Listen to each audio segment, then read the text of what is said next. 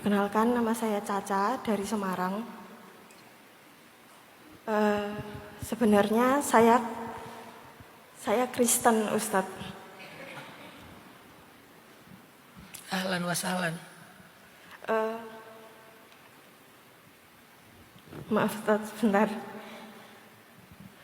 Saya lahir dari orang tua yang berbeda, yang satu Islam, yang satu Kristen. Mungkin sekitar awal 2017 saya itu mendapat mimpi kalau saya ada di dalam masjid. Saya mau mualaf di dalam masjid. Udah ada ustadz, ada bapak saya, ada keluarga dari bapak saya. Tapi tiba-tiba ibu saya datang dan marah-marah. Dan itu saya terbangun. Kemudian setelah beberapa bulan saya memberanikan diri untuk cerita ke bapak saya. Kemudian ternyata bapak saya juga mengharapkan salah satu anaknya bisa mengikuti bapak saya untuk beragama Islam. Kemudian setelah itu saya bermimpi lagi, kurang lebih mimpi yang sama.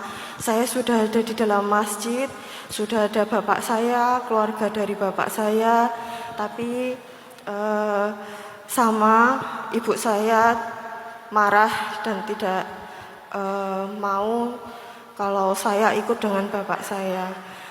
Kemudian kurang lebih 2022 atau 2023 sekitar jam 10 malam saya itu sedang tidur dan tiba-tiba saya kurang tahu itu mimpi atau apa, cuman di telinga kanan saya ada suara laki-laki dan di situ menuntun apa itu yang buat mualaf itu apa ya? Mohon maaf. Ya, syahadat. 2 kalimat syahadat di telinga kanan saya, dan itu saya merasa saya mengikuti apa yang ada di bisikan telinga saya sampai 2 kalimat itu selesai dan saya terbangun. Dan di situ saya nggak tahu itu maksudnya apa. Dan 2 tahun terakhir saya juga sering mimpi atau beberapa bulan sebelum puasa itu saya selalu bermimpi kalau saya itu sholat id bersama orang-orang di sekitar saya yang beragama muslim. Kemudian saya juga sering kali cerita ke teman saya karena saya belum berani buat cerita ke orang tua saya. Saya mendapatkan dukungan dari teman-teman saya. Ada yang membelikan saya mukena untuk belajar sholat, tapi saya belum bisa buat sholat. Kemudian saya juga belajar puasa sampai akhirnya 2 minggu sebelum kajian Ustadz Hanan Ataki yang ada di Semarang kemarin, tiba-tiba saat saya scroll TikTok, beranda saya itu isinya Ustadz Hanan Ataki semua. Dan saya merasa kayak ada keinginan buat datang ke kajian Ustadz Hanan Ataki. Kemudian 2 minggu sebelumnya itu saya masih punya kesempatan buat beli tiketnya, akhirnya beli. Dan itu sebenarnya yang sekarang ini adalah kajian ketiga saya, dan saya bisa mendapat kesempatan ini untuk bertanya ke Ustadz. Pertanyaannya, apa yang harus saya lakukan Ustadz, atau apa yang harus jalan mana yang harus saya ambil, karena saya merasa saya ada di perahu yang kecil dan terombang-ambing dari 2 perahu besar yang ada di kanan dan kiri saya. Jadi, tapi di dua kapal besar yang ada di kanan dan kiri saya ini tidak ada tali ataupun tangga yang bisa membantu saya untuk naik. Jadi saya harus memilih jalan sendiri. Pertama, Allah Subhanahu wa taala memberi nasihat kepada semua hambanya.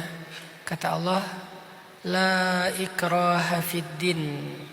Tidak ada paksaan untuk memasuki agama Islam. Maka siapapun tidak boleh dan tidak berhak untuk memaksakan saudaranya, anaknya, orang tuanya, siapapun termasuk karyawannya untuk menjadi muslim. Itu tidak ada paksaan.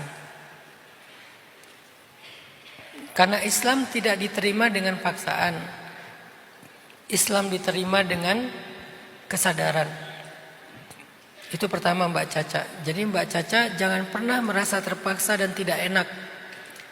Tapi jika Mbak Caca mau memutuskan berislam, putuskanlah karena Mbak Caca sadar dan yakin dengan kebenaran Islam.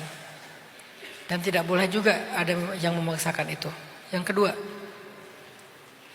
laqad araina min ayatinal kubra, kata Allah. Sudah kami tampakkan, sudah kami tunjukkan banyak tanda-tanda kami.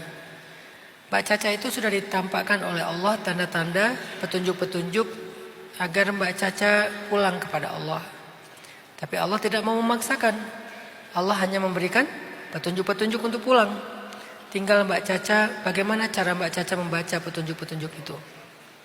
Kalau menurut saya, saran saya, jadilah seorang Salman Al-Farisi, pencari hidayah yang belajar dengan sungguh-sungguh secara objektif, mencari tahu, melakukan perjalanan-perjalanan yang gak mudah dalam hidupnya sampai dia menemukan hidayah dan bertemu dengan Rasulullah SAW. Mbak Caca sudah melakukan itu dari tahun 2017 atau kurang lebih ya, udah lama lah. Maka udah sampai di mana perjalanan Mbak Caca? Apakah semakin yakin, semakin memahami, semakin mengerti? Bukan semakin tertekan oleh orang-orang yang mempertanyakan atau apapun walaupun niat mereka baik, tapi semakin ngerti enggak gitu. Nah,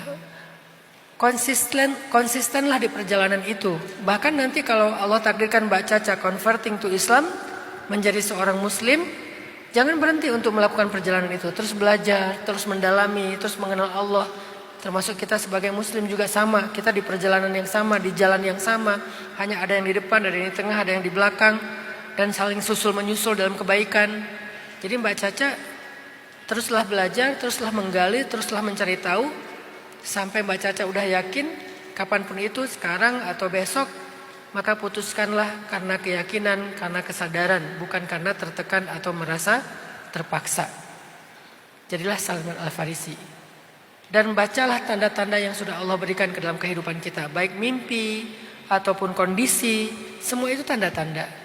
Dan baca juga, karena orang yang berislam dengan pengetahuan, orang yang berislam dengan kesadaran, orang yang berislam karena pencarian, itu Islamnya jauh lebih baik daripada Islam yang karena hanya turunan tapi dia nggak menyadari apa-apa tentang Islamnya. Karena dia lahir sebagai seorang muslim, tapi dia nggak mau lagi belajar tentang keislamannya. Mungkin dia hanya menjadi status muslim, tapi dia tidak memperbaiki diri sebagai muslim. Bisa aja Mbak Caca yang menemukan Islam di usia 20 tahun, 30 tahun, akan nyalip orang-orang yang Islamnya sejak lahir karena pencarian tadi, karena pemahaman dan pengetahuan tadi. Jadi tetap belajar terus sampai Mbak Caca yakin.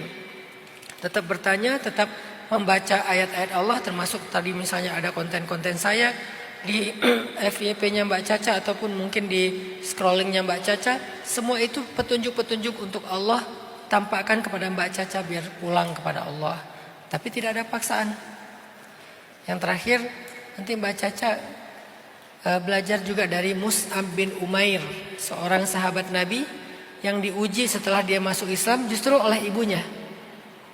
Dia masuk Islam, ibunya nggak rela, sehingga ibunya meng-cut off dia dan menarik semua sponsorship ibunya kepada dia.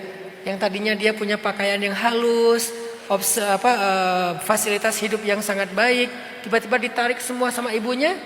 Dari anak semata wayang, anak kesayangan ibunya yang kaya, menjadi anak yang homeless, gak punya apa-apa, miskin. Itu Mus'ab bin Umair. Gak berhasil juga, akhirnya ibunya ngambek, ibunya tantrum, ibunya marah-marah. Dan ibunya akhirnya mosel guling-guling di tanah. Guling-guling di tanah, terus kayak jambak-jambak rambut. Terus ibunya bilang, saya gak akan makan kalau Mus'ab gak kembali kepada agama nenek moyang. Hampir Mus'ab karena gak tega sama ibunya, hampir aja Mus'ab menuruti keinginan ibunya. Karena gak tega. Tapi kemudian nasihat dari para sahabat, gak mungkin ibumu gak makan. Dia sehari aja kelaparan, nanti pasti akan makan sendiri. Coba lihat, akhirnya hari kedua ibunya makan. Hari kedua ibunya makan, udah nggak bisa pakai cara tantrum. Ternyata anaknya nggak berubah juga. Ujung-ujungnya dia mengutuk anaknya. Pokoknya kamu celaka, nggak diakui sebagai anak ibu. Ibu marah segala macam. Tapi Allah berikan kemuliaan kepada Mus'ab. Nanti tinggal dibaca episode-episode berikutnya kayak gimana endingnya.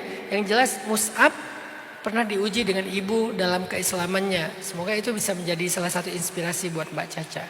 Allahu a'lam. Semoga Allah berikan jalan yang terbaik buat Mbak Caca sampai menemukan cahaya dan kebenaran di sisi Allah Subhanahu wa taala.